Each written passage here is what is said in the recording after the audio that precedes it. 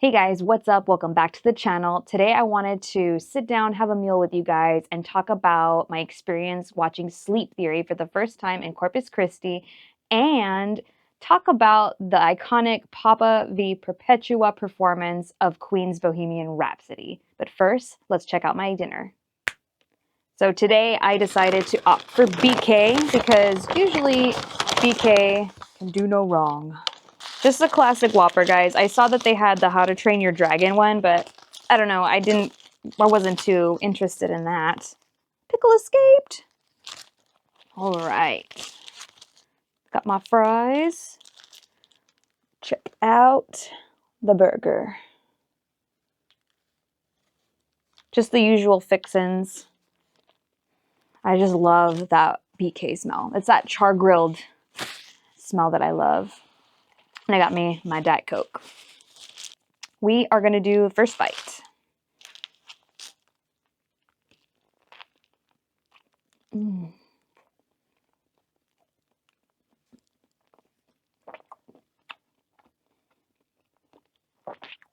It's a little dry on first bite. Maybe the mayo and mustard and whatever is for the back.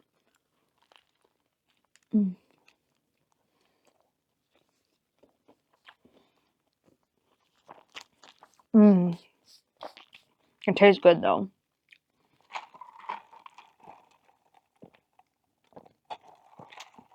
Now I have to tell you guys, I had quite an interesting experience in Corpus. It started with the meal and then it ended up being a venue thing. So normally before a show, I like to have like a decent easy meal, something that I don't normally have where I live. But where I was staying in Corpus, there was literally nothing that wasn't like 15, 20 minutes out of the way. And it was just like, I was kind of left with no choices. So I ended up choosing Bill Miller's Barbecue, which I think they're a barbecue fast food chain out of San Antonio. I decided to get a chopped brisket sandwich and then try some regular brisket, some sausage, mac and cheese, coleslaw, some beans, just to see what was up. And guys, have you ever started a meal and just kept chewing and swallowing just so you could get it over with? That was this meal. That was Bill Miller's Barbecue. It was so gross. Like, I ate it because I didn't want to be hungry, but like the barbecue sauce was just off. The coleslaw tasted like grass. The only thing great about that meal, was the mac and cheese was halfway decent. It was like just the weirdest, middest barbecue experience in Texas that I've ever had.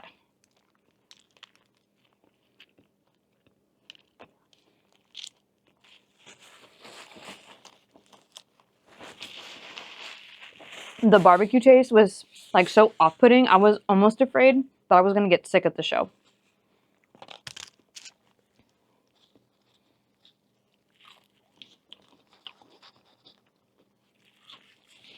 I don't know if they just do like other things better or what, but I would not recommend Bill Miller's Barbecue.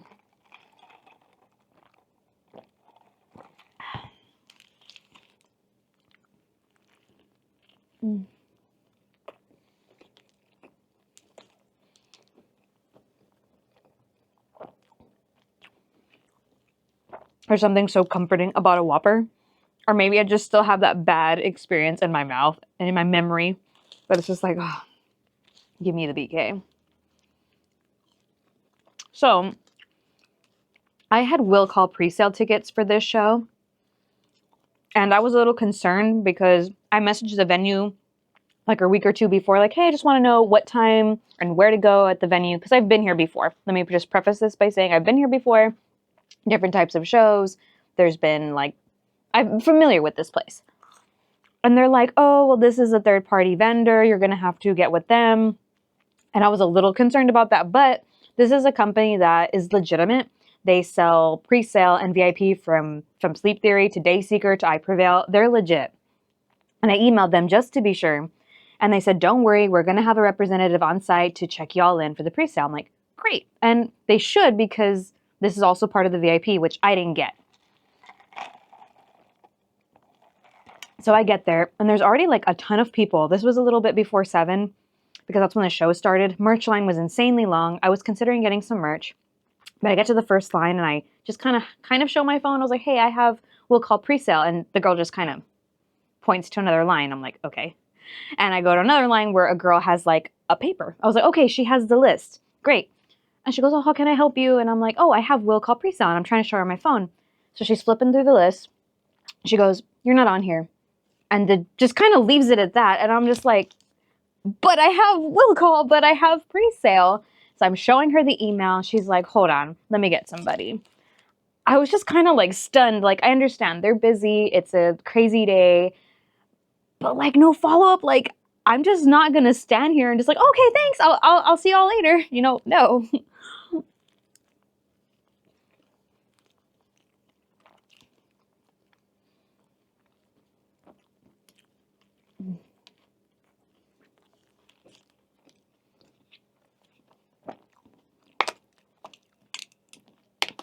So that girl with the clipboard of the paper, she calls over another employee. These are all venue employees, by the way. And she says, oh, you're going to have to go around over there, and points to like the merch area. You need to go talk to that girl, like get in that line. I was like, wait, you want me to get into the merch line, which was like super long? She goes, oh, no, just wave that girl down, the one with the pigtails. Okay. So I go around, and there's like a couple in front of me and another lady, and then the ginormous merch line. And this girl I was supposed to flag down, she's running merch. And I'm like, this is not good. I'm already frustrated. It's hot. Oh, well. So the couple in front of me get some VIP passes. I guess they were late. And the lady in front of me, I didn't know if she hadn't been helped yet, or she just kind of stood there talking to this couple. But there was like a break in this other girl's attention, the one that was at the merch. And I was like, I got to go for it. In these type of situations, you got to be assertive, or you're just going to get forgotten about and walked all over. And I still kind of just waved my phone, and I was like, I will call. I have pre-sale. So I get close, and she checks me in, and she's like, okay. I'm like, do I get a bracelet? Or, well, I don't know. You're going to have to talk to them, like the venue people. I'm like, but what am I supposed to do? You guys are going to kick me out without a bracelet. She was kind of dismissive, and she was busy. I get it. But still, there was another guy running merch, and he's like, come with me. I'll walk you over there. I'm like, okay. So he validates me. They get me a bracelet, and I finally get inside like the venue space area. By this point, I was already so turned off by everything. I was like, I was going to buy merch. And I know this is not a reflection on the band, but I already had this hassle happen with these people. And it's like, I don't really want to stand in line for a shirt that I wasn't sure about. And what if I get there, I don't like the design and they don't have my size. So I was already like super turned off at this point.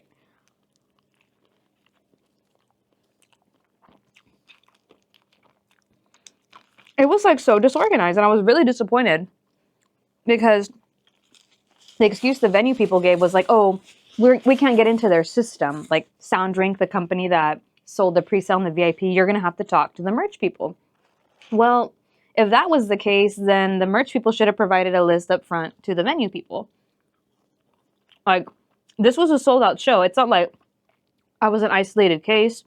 I'm like, look at that couple. They had VIP passes. And then I think I overheard the lady in front of me say that she had 2 will call and 1 VIP, and she was there like waiting. And I was like, no, thank you. But anyways, get further into the venue, and I realized there's nowhere to sit. And normally that's not really an issue, but it's South Texas. It's really hot, and there's 3 openers and nowhere to sit down. That's not good, you know? I can't do that anymore. So I ended up standing and sitting down on the floor, you know, rotating, you know, as the openers came on, and just waiting around.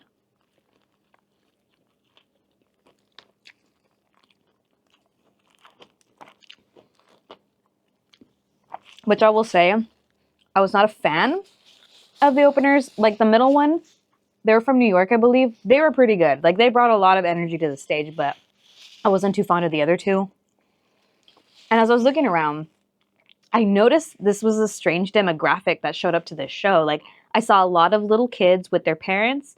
Then I saw people like maybe like in their mid-20s to 30s with their older parents.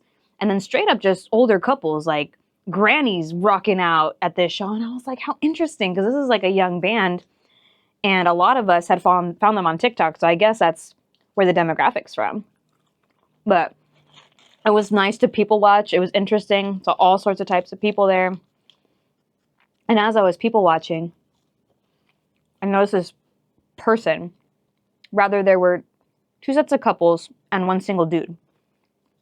And I think they were all friends because they were all standing pretty close together. But there was 1 couple in front, the other one back here, and then the single guy kind of off to the side. The guy of the couple in the back kept like tapping the other girlfriend's shoulder, and then she would look, and then he would be like, look away. And then he would do it to the guy like several times. And after they would like look behind them and get freaked out, he would look to the single guy, go like, oh yeah, right. And it was like, what are you, 5? It was just kind of cringe and weird because like it kept happening. Like it was the funniest thing in the world. The single guy was obviously a little bit annoyed. Like there was at one point where the back guy poked the front guy, and the front guy finally turned around and looked at the single guy, and he was just like, it's this dude over here. It was just like a weird thing to see. Got all bored, I guess.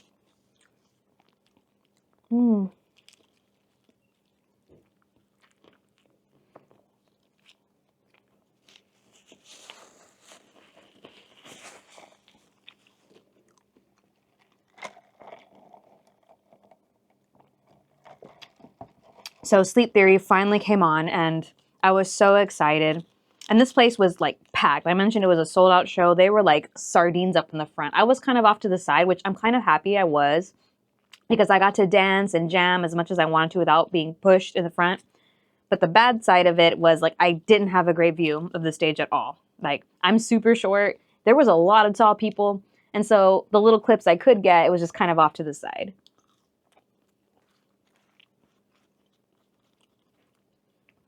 They did have a couple TV screens, but I wasn't even really paying attention to that.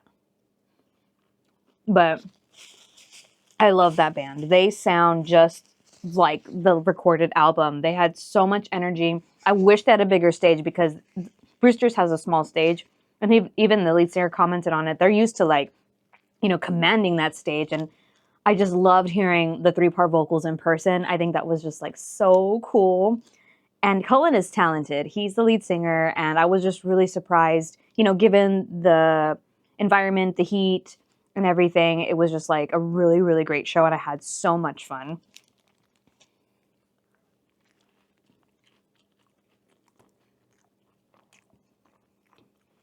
But I think I'm learning my lesson as far as which venues to go see my favorite bands. The only reason I did this is because it was a smaller tour and it was relatively close by. And I don't know if I was going to have that opportunity ever again. But I don't think I'm going to be seeking these types of shows and these types of venues out. Especially if they're not going to have any seating. Like, it's not like there was no room for tables. Like the section I was standing in, there was still room for like some tables. Like there was a lot of older people. There's people that couldn't stand, all the time. And that's because I usually have a good time there. It's just like that whole thing getting in was like whack.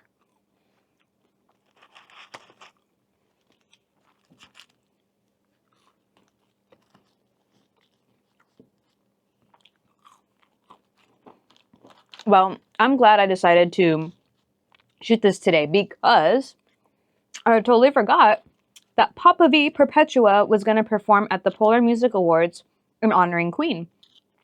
And I got to see the performance via a Twitch link. Some Twitch streamer was like, live streaming from the Swedish like TV show. Or not the TV show, like the link to their station. And when I found out Papa was going to perform Bohemian Rhapsody, I was kind of like, really? This should be interesting.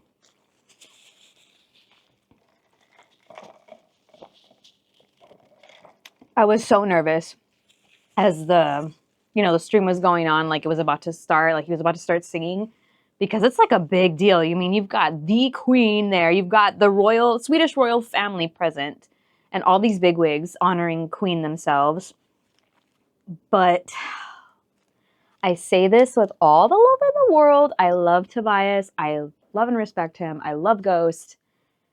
this was not his best vocal performance. And I know people are going to probably come for me or something.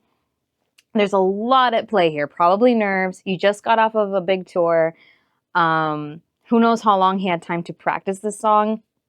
Also, I feel the arrangement, the key, did not suit him at all. This was not his song.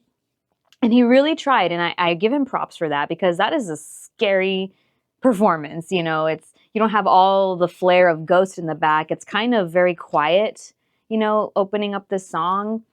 I know he kind of flubbed some lyrics. I was proud of him that he actually did it. I mean, he just got asked. I don't know how much choice he had in the song, but definitely wouldn't have been my pick for him to perform that song.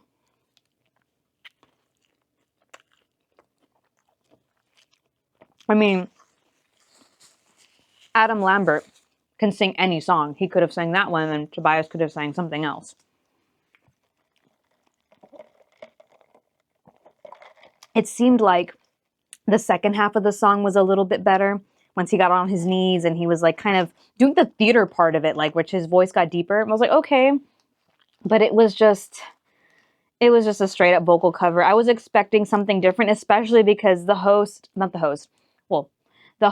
of the awards was speaking in Swedish, and the streamer from Twitch was like translating, and he had said that she said, oh, Ghost is going to make a very magical performance of Bohemian Rhapsody.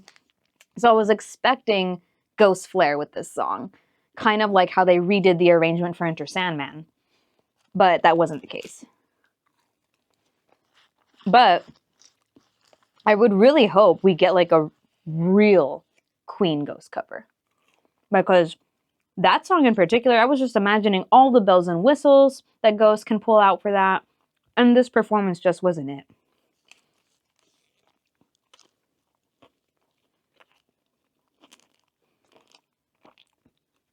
Like, again, much respect, much props.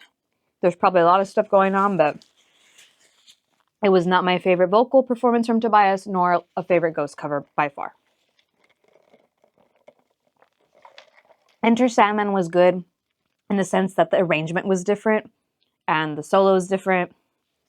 The Helicopters cover, or was it the Helicopters cover? What's it called? Sympathy for the Devil, that he performed with the Helicopters. That one was pretty good. You know, he was more himself. I figured there was more time to rehearse, because at that point, if I remember correctly, we hadn't had pop-up in a really long time since he debuted in Mexico right before COVID. And then we were all like content starved, and then that thing aired on Swedish TV, and we're like, oh my God. It was like the next big thing.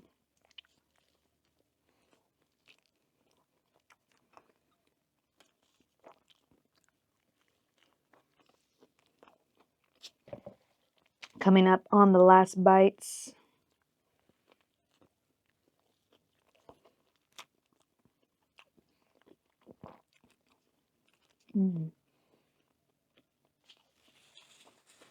I don't know, guys. Let me know what you think of Bohemian Rhapsody cover. Woo! Did you like it? Do you have any other additional thoughts about it? And let me just say, like, I can't sing Queen that well, so I get it. But Tobias is a amazing musician, creative, singer. I just think he was a little out of his element with that song.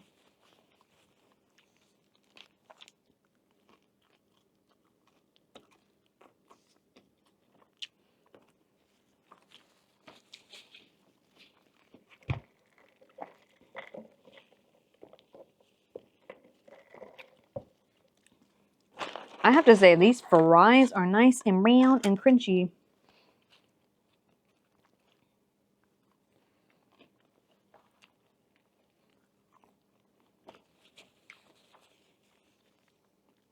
Let's take the last bite, guys.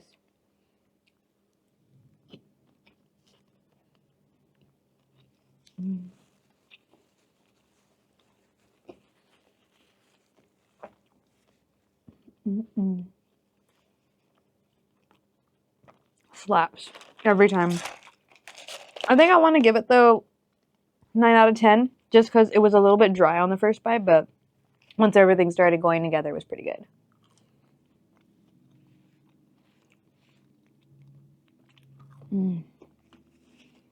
Well, that's it for the mukbang today, guys. Thank you so much for joining me.